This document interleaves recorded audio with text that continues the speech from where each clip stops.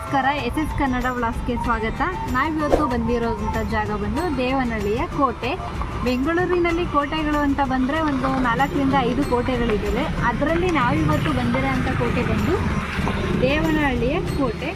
ಮೊದಲು ನಾವು ಕೋಟೆ ಬಗ್ಗೆ ತಿಳ್ಕೊಳ್ಳೋದಕ್ಕಿಂತ ಮುಂಚೆ ದೇವನಹಳ್ಳಿ ಅಂತ ಹೆಸರು ಯಾಕೆ ಬಂತು ಅನ್ನೋದ್ರ ಬಗ್ಗೆ ತಿಳ್ಕೊಳ್ಳೋಣ. ದೇವನಹಳ್ಳಿ ಸಮೀಪ ಅವತಿ ಅನ್ನೋ ಒಂದು ಊರಿದೆ. ಆ ಊರಿಗೆ ಕಂಚಿಯಿಂದ ಒಬ್ಬ ನಾಡಪ್ರಭು ಅಂತ ಏನಂತಾರೆ, ಮುಖ್ಯಸ್ಥರು ಅಂತ ಅಂತಾರೆ, ಅವರು ಬರ್ತಾರೆ. ಅವರು ಬಂದು ಮಲ್ಲೇಗೌಡರು ಅಂತ ಹೇಳಿ ಕರೀತಾರೆ.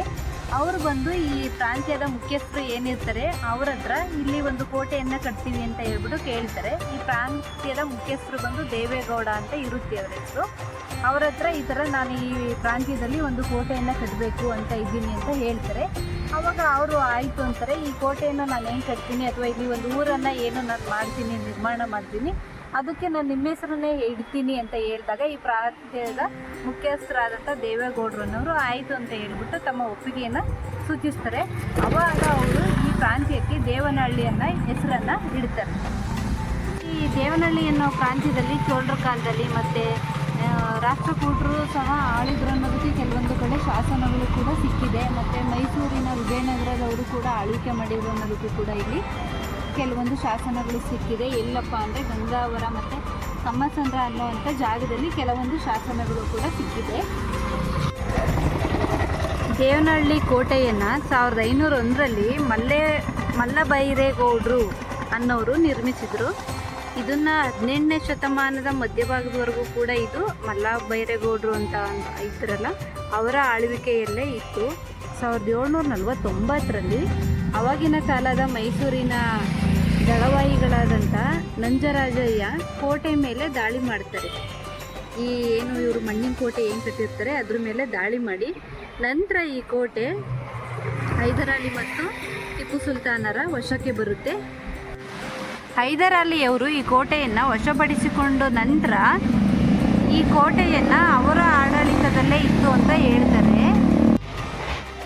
ಟಿಪ್ಪು ಸುಲ್ತಾನ್ ಮತ್ತು ಹೈದರಾಲಿಯವರ ಅವರ ಆಳ್ವಿಕೆಯಲ್ಲೇ ಈ ಕೋಟೆ ಇತ್ತು ಅಂತ ಕೂಡ ಹೇಳ್ತಾರೆ. ಈ ಕೋಟೆಯ ಸಮೀಪದಲ್ಲೇ ಟಿಪ್ಪು ಸುಲ್ತಾನ್ ಅವರ ಜನ್ಮಸ್ಥಳ ಕೂಡ ಇದೆ ಅಂತ ಹೇಳ್ತಾರೆ. ಒಟ್ಟಾಗಿ ಈ ಕೋಟೆ 20 ಎಕರೆ ಜಮೀನಿನಲ್ಲಿ ಹರಡಿದೆ ಅಂತ ಹೇಳ್ತಾರೆ. ಈ ಕೋಟೆ ನೋಡ್ತಿದ್ದೀರಲ್ಲ ವಿಡಿಯೋದಲ್ಲಿ ಕಾಣಿಸ್ತಿದೆಯಲ್ಲ, 20 ಎಕರೆ ಜಮೀನಿನಲ್ಲಿದೆ ಅಂತ ಹೇಳ್ತಾರೆ. ಈ ಕೋಟೆ ಒಂದು ಅಂದರೆ ವೃತ್ತಾಕಾರದಲ್ಲಿದೆ. ಸುತ್ತ ಇದು ವೃತ್ತಾಕಾರದಲ್ಲಿ ಇರುವಂಥ ಒಂದು ಕೋಟೆ. ಇದು 12 ವೃತ್ತಾಕಾರದಲ್ಲಿ ಇರುವಂಥ 12 ಬುರುಜುಗಳನ್ನು ಕೂಡ ಹೊಂದಿದೆ. ಮತ್ತು ಈ ಕೋಟೆಯನ್ನು ಎಲ್ಲ ಅಂದರೆ ನಮ್ಮ ಪ್ರಾಚೀನ ಕಾಲದಲ್ಲಿ ಏನು ಇಟ್ಟಿಗೆ ಮತ್ತು ಗಾರೆ ಬಳಸಿ ಕಟ್ತಿದ್ರಲ್ಲ, ಕೆಲವೊಂದು ದೇವಸ್ಥಾನಗಳ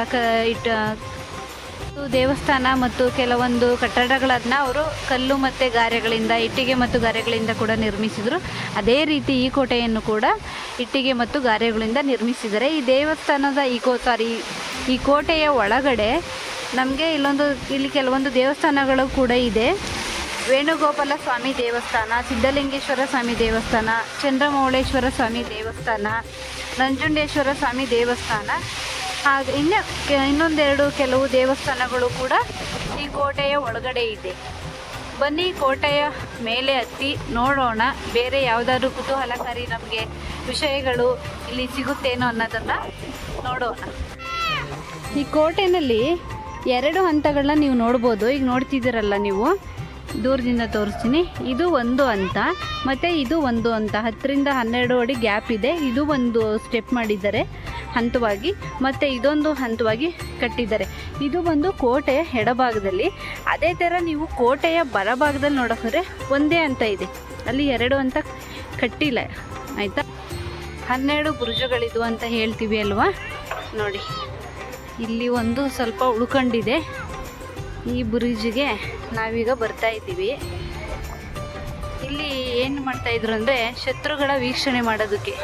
ಯಾರಾದರೂ ಶತ್ರುಗಳು ಏನಾದರೂ ಆಕ್ರಮಣ ಮಾಡ್ತಿದ್ದಾರೆ ಅಂದರೆ ಅವ್ರನ್ನ ನೋಡೋದಕ್ಕೆ ಈ ಬುರುಜಲ್ಲಿ ಕೆಲವೊಂದು ಇನ್ನೊಂದು ರಚನೆಗಳನ್ನ ಕೂಡ ನೀವು ನೋಡ್ಬೋದು. ಇಲ್ಲಿ ನೋಡಿ, ಒಂದು ಚಿಕ್ಕದಾಗಿ ಗುಹೆ ಥರ ಮಾಡಿದ್ದಾರೆ. ಒಬ್ಬರು ಹೋಗ್ಬಿಟ್ಟು ಆರಾಮಾಗಿ ನಿಂತ್ಕೋಬೋದು ಇದ್ರೊಳಗಡೆ. ಆಯಿತಾ, ಇದೇ ಥರ ಇಲ್ಲಿ ಕೂಡ ಒಂದು ಇದೆ. ಎಂಟ್ರೆನ್ಸ್ ಏನಿದೆ ಇಲ್ಲಿ ಮದ್ದು ಗುಂಡುಗಳನ್ನ ಇಡೋದಕ್ಕೆ ಈ ಜಾಗವನ್ನು ಉಪಯೋಗಿಸ್ತಾ ಇದ್ರು ಅಂತ ಕೂಡ ಹೇಳ್ತಾರೆ. ಕೋಟೆಯ ಗೋಡೆಯನ್ನು ನೋಡ್ತಾ ಇದ್ದೀರಾ, ನಾನು ಯಾವಾಗಲೇ ಹೇಳ್ದೆ ಅಲ್ವಾ, ವೃತ್ತಾಕಾರದಲ್ಲಿ ಕೋಟೆಯನ್ನು ನಿರ್ಮಾಣ ಮಾಡಿದ್ರು ಅಂತ. ಸೊ ಇದು ಫುಲ್ಲು ಗೋಡೆ ಇಟ್ಟಿಗೆ ಮತ್ತು ಗಾರೆಗಳಿಂದ ನಿರ್ಮಾಣ ಮಾಡಿದ್ದಾರೆ, ಮತ್ತು ಕೆಳಗಡೆ ಕಲ್ಲಿನಿಂದ ನಿರ್ಮಾಣ ಮಾಡಿದ್ದಾರೆ. ನೋಡ್ತಿದ್ದೀರಲ್ಲ, ಮಲ್ಲ ಬೈರೇಗೌಡರು ಏನು ಕೋಟೆ ನಿರ್ಮಾಣ ಮಾಡಿದರು, ಅವರು ನಿರ್ಮಾಣ ಮಾಡಿದ ಕೋಟೆ ಸಂಪೂರ್ಣವಾಗಿ ಮಣ್ಣಿನಿಂದ ಮಾಡಿದರು. ಅದಾದ ನಂತರ ಹೈದರ್ ಅಲಿಯವರು ಏನು ಆಕ್ರಮಣ ಮಾಡಿಕೊಂಡು ಈ ಕೋಟೆಯನ್ನು ವಶಪಡಿಸ್ಕೊತಾರೋ, ಇವ್ರು ಏನು ಮಾಡಿದ್ರು, ಈ ಕೋಟೆಯನ್ನು ಕಲ್ಲು ಮತ್ತು ಗಾರೆಗಳಿಂದ ನಿರ್ಮಾಣ ಮಾಡಿಸ್ತಾರೆ. ಈ ಕಿಂಡಿಗಳು ಏನಪ್ಪ ಅಂದರೆ, ಇಲ್ಲಿಂದ ಕೂಡ ಶತ್ರುಗಳು ಏನಾದರೂ ಅಟ್ಯಾಕ್ ಮಾಡ್ತಾಯಿದ್ರೆ ವೀಕ್ಷಣೆ ಮಾಡೋದಕ್ಕೆ ಬಳಸ್ತಾ ಇದ್ರಂತೆ. ನೋಡಿ, 4 ಕಿಂಡಿಗಳಿದೆ. ಇಲ್ಲೊಂದು ಮಧ್ಯಭಾಗದಲ್ಲಿ ಆಳವಾಗಿದೆ, ಮೇಲೆ ಒಂದು, ಮತ್ತು ಬಲಭಾಗದಲ್ಲಿ 1 ಕಿಂಡಿ, ಇನ್ನೊಂದು ಎಡಭಾಗದಲ್ಲಿ 1 ಕಿಂಡಿ. ಈ ಕಿಂಡಿಗಳಿಂದ ಕೂಡ ಏನು ಪಿರಂಗಿಗಳಿಂದ ಅವ್ರ ಮೇಲೆ, ಶತ್ರುಗಳ ಮೇಲೆ ಆಕ್ರಮಣ ಕೂಡ ಮಾಡ್ತಿದ್ರು ಅಂತ ಕೂಡ ಹೇಳ್ತಾರೆ. ಈ ಕೋಟೆಯ ಗೋಡೆ ಏನು ನೋಡ್ತಿದ್ರಾ, ಈ ಕೋಟೆಯ ಗೋಡೆ ಬಂದು ಇಷ್ಟೇ ಎತ್ತರ, ಇದಕ್ಕಿಂತ ಎತ್ತರವಾಗಿ ಇಲ್ಲ ಈ ಕೋಟೆಯ ಗೋಡೆ. ಇದು ಲಾಸ್ಟ್ ಅಂದರೆ ಕೊನೆಯ ಹಂತ. ಈ ಗೋಡೆ ನೋಡ್ತಿದ್ರಲ್ಲ, ಇದು ಕೊನೆಯ ಹಂತ. ಮತ್ತೆ ಏನು ಎತ್ತರವಾಗಿ ಕಟ್ಟಿಲ್ಲ ಅಂತ ಕೂಡ ಹೇಳ್ತಾರೆ. ಮತ್ತು 1799ರಲ್ಲಿ ಹೈದರ್ ಅಲಿಯವರು ಶ್ರೀರಂಗಪಟ್ಟಣದಲ್ಲಿ ಬ್ರಿಟಿಷರ ಜೊತೆ ಯುದ್ಧದಲ್ಲಿ ಸೋಲ್ತಾರೆ. ಆ ಸೋತಾಗ ಬ್ರಿಟಿಷ್ ಏನು ಮಾಡ್ತಾರೆ, ಬೆಂಗಳೂರಿಗೆ ಬಂದು ಬೆಂಗಳೂರಿನಲ್ಲಿರುವಂತಹ ಕೋಟೆಯನ್ನು ಕೂಡ ವಶಪಡಿಸ್ಕೊಳ್ತಾರೆ.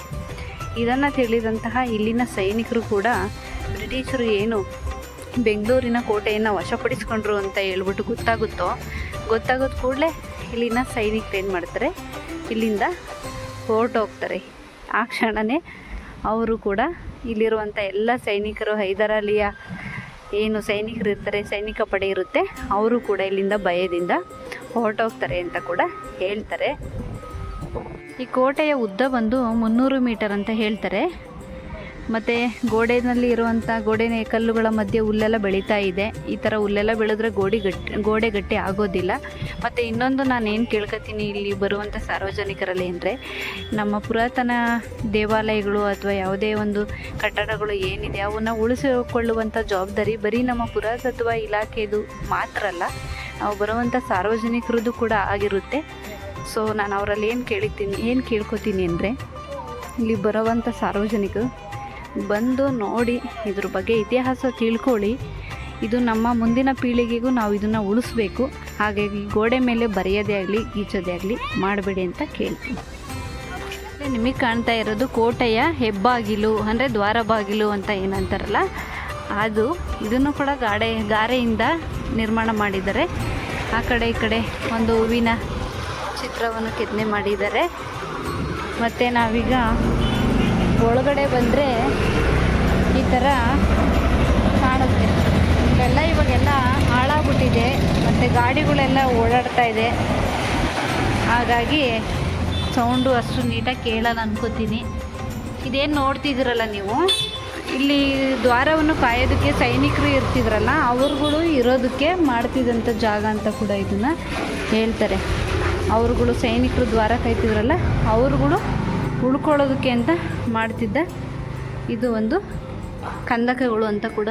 ಕಂದಕ ಜಾಗ ನೋಡಿ, ಒಳಗಡೆ ಇಷ್ಟು ದೊಡ್ಡವಾಗಿ ಜಾಗ ಇದೆ. ಇವಾಗೆಲ್ಲ ಕಸ ಎಲ್ಲ ಬಿಸಾಕ್ಬಿಟ್ಟು ಹಾಳಾಗಿದೆ. ಮತ್ತು ಇದು ಬಾಗಿಲಿಗೆ ಇಡ್ತಕ್ಕಂಥ ಏನು ಬಾಗಿಲು ಲಾಕ್ ಕುಂಡಿಸ್ತಾರಲ್ಲ ಅದ್ರದ್ದು ಅನ್ಕೋತೀನಿ. ಮತ್ತು ಇದು ಬಂದು ಏನಾದರೂ ಬೀಗದ ಕೀ ಅಥವಾ ಏನಾದ್ರು ಕೆಲವೊಂದು ವಸ್ತುಗಳನ್ನ ಇಲ್ಲಿ ಇಡ್ಬೋದು ಅನಿಸುತ್ತೆ. ಅದನ್ನು ಇಡೋದಕ್ಕೋಸ್ಕರ ಅಂತ ಇದನ್ನು ಮಾಡಿದ್ದಾರೆ ಅಂತ ಅಂದ್ಕೊಂಡಿದ್ದೀನಿ. ಎಲ್ಲ ಹಾಳಾಗ್ಬಿಟ್ಟಿದೆ ಇವಾಗ, ಅಷ್ಟಾಗಿ ಏನು ಇಲ್ಲ. ಗಾಡಿಗಳು ಓಡಾಡ್ತಿರುತ್ತೆ, ಮಳೆ ನೀರು ಬರುತ್ತೆ, ಹಾಗಾಗಿ ಹಾಳಾಗಿದೆ ಗೋಡೆಗಳೆಲ್ಲ.